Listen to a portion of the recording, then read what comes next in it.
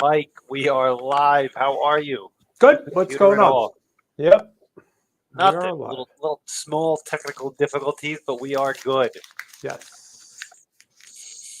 All right. So yesterday, Noah brought in a um, fermented.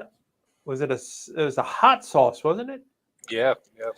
And I thought it was very interesting, and asked him if he would explain the process of the fermentation and why it's so good, why it's so healthy, and what he actually does to make this magic stuff happen.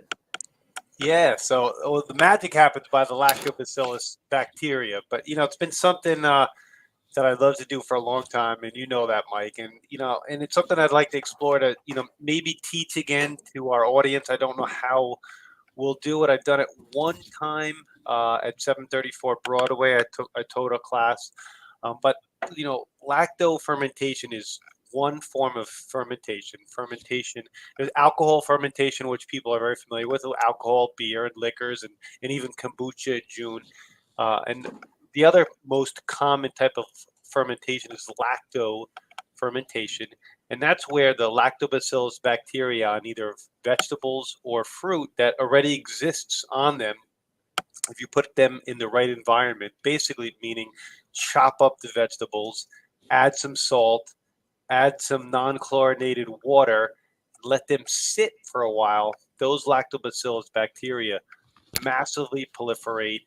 They eat the sugars in the fruit or the vegetables, and they create lactic acid, and in and of themselves create massive amounts of beneficial bacteria. It preserves the food. It makes the food taste better. It preserves them for long, long periods of time, and it also decreases a lot of the potential anti-nutrients that are in some of these vegetables and fruit as well. And for years and years and years, I've been tinkering, trying and learning how to make all sorts of things from fermented salsas to fermented hot sauces. Even this morning, and I'll probably post a picture when we post this video. In my garden, the tomato, I took all the green tomatoes, chopped them up, and lacto fermented those as well. Because if not, I was just going to end up throwing those tomatoes away because they wouldn't turn. So it's pretty neat, pretty fun. Something that anybody can learn to do at home. The most common lacto fermented vegetable is sauerkraut, but it's fun, it's nutritious, it's a great way to preserve the things that you grow in your garden, or if you don't grow in your garden, that you could buy in the store, take home and do in your home as well. Well, let me ask you a question. Why is it non-chlorinated water, and where would you get that? Yeah, that's great. So the chlorine's going to either disrupt or kill those natural lactobacillus bacteria, so it'll just stop the fermentation process or dramatically inhibit it. Whereas the salt helps increase that process. Um, for me in my home, and I'm not sure you may too, Mike. My whole house is filtered from chlorine and fluorine, so I have a big filtration system in my home. But if you don't have that, you could just use you could just go to the store and get non-chlorinated water, like filtered water would be the best, whatever, Okay. um, like Fiji or something along those lines. Something's filtered. Okay. Yep, yep, Cool. yep. Cool. Well, that's awesome. That was very tasty and spicy. I really enjoyed it. And you can ferment basically whatever you can think up, correct? Yeah, yeah. You really can, and some things might not just taste good, so you may not want to try it.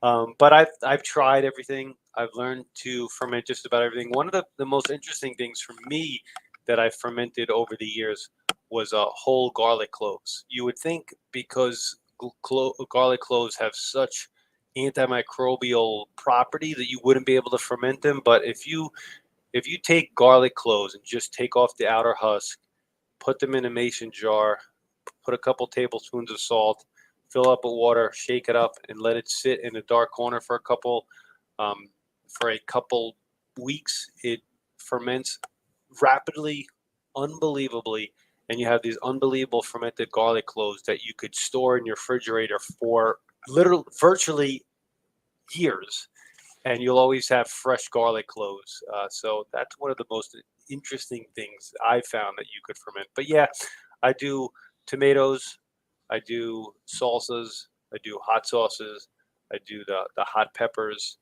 I don't grow cabbage, but if I'm going to make sauerkraut, I'll buy the cabbage. I do grow kale and collards, and you could ferment those. It doesn't taste that good. For me, it's always been to do things that are nutritious, and you want to preserve that taste really good as well. Interesting. How does fermentation differ from like sprouting? That's a good question. Now, sprouting is really great and really interesting. It's something I haven't done very little of, but sprouting definitely. Sprouting is just taking the seeds of like broccoli or any mung beans or anything you could think of, soaking them in water for like overnight, draining the water out, and then just leaving them in a container that has holes in it, and the seeds will sprout, and they are more nutritious than their adult counterparts. Um, they also have less anti-nutrients, but they are not fermented. They don't have that beneficial bacteria. They don't have that lactic acid. Um, they are transformed and are more nutritious, and have less anti-nutrients, but they are not. They don't have that beneficial bacteria. So it is another valuable way to dramatically increase your nutrients and your nutrient density, but it is not a fermentation process. Cool. Well, thank you for the for fermentation 101 mini class. That Yes, was awesome. we will do more. If you have any questions on that, please let us know. And as always, we are open today from 3 to 6, and be awesome and never unawesome. Bye, guys. Bye bye.